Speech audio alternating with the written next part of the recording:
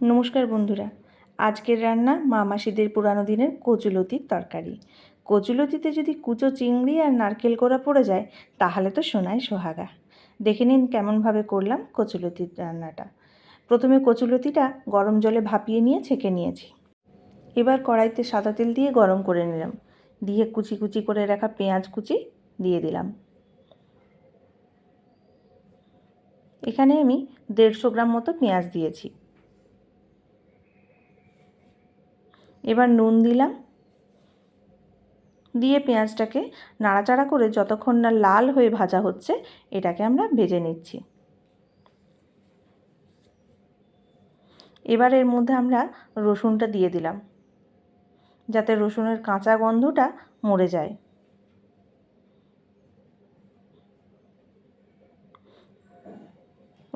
রসুনটা লাল লাল হয়ে এলে এবার আমরা এখানে দিয়ে দিচ্ছি নারকেল কোড়ানোটা। নারকেল কোড়ানোটা তার ফ্লেভার ছাড়লে এখানে দিয়ে দেবো আমরা টমেটো কুচি। টমেটোটা দিয়ে কিছুক্ষণ নাড়াচাড়া করে এখানে আমরা হলুদ গুঁড়ো দিয়ে দিচ্ছি। আবারও ভালো করে মশলাটা কষিয়ে নিলাম। এবার আমরা এখানে আদা গ্রেট করে রেখেছিলাম, ওই গ্রেট করা আদাটা এর মধ্যে দিয়ে দিলাম। কিছুক্ষণ ঢাকনা দিয়ে মশলাটা কষিয়ে নিচ্ছি। মশলাটা কিন্তু বেশ সময় নিয়ে ভালো করে কষাতে হবে, তাহলেই এর আসল ফ্লেভারটা উঠবে। এবার আমরা এখানে কিছুটা চিনি দিলাম। স্বাদ মতো চিনি দিলে এর নুন মিষ্টির স্বাদটা একদম পারফেক্ট হয়ে উঠবে। এবার লঙ্কার গুঁড়ো দিচ্ছি।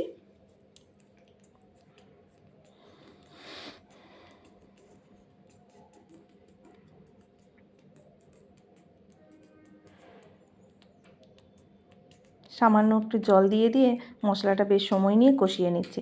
এর মধ্যে আমি আপনাদের আরেকটা সিক্রেট বলে দিই। আমি যখনই এভাবে মশলা কষাই, মশলা কিছুটা বেশিটা কষিয়ে নিয়ে আমি সামান্য কিছুটা মশলা তুলে রেখে দিই একটা আলাদা বাটিতে। তাহলে কি হয়, যখন অন্য কোনো রান্না করব চট করে একটু মশলা দিলেই আমাদের ঝটজলদি রান্না হয়ে যাবে। এবার এর মধ্যে কুচো চিংড়ি দিয়ে দিলাম, তারপর সেদ্ধ করে রাখা কচুলতিটা এর মধ্যে দিয়ে দিলাম। রান্না আমাদের প্রায় শেষের দিকে, কিছুক্ষণ নাড়াচাড়া করে নিলাম।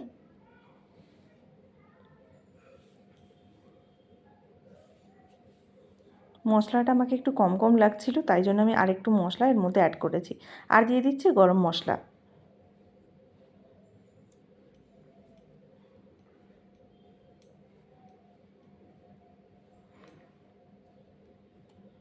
আরও 2 চামচ মতো মশলা এর মধ্যে আমি দিয়ে দিলাম।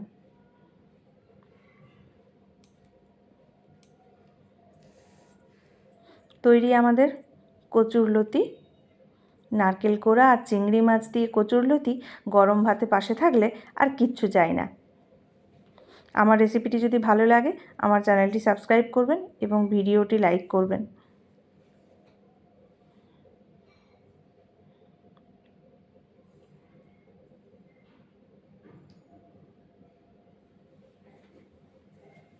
আজকের মতো এইটুকুই। টাটা।